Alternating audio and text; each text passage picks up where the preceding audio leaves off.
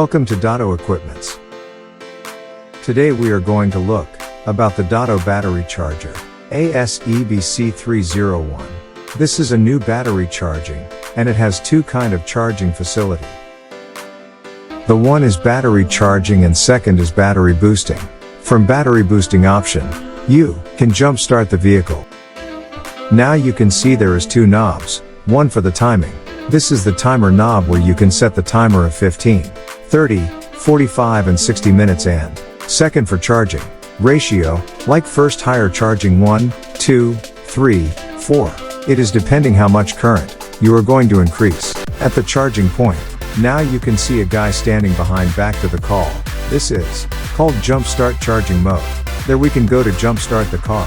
If the battery is totally down, then we can use this option to jump start the car. Now you can see both the battery, how the charging is happening. Thanks for watching.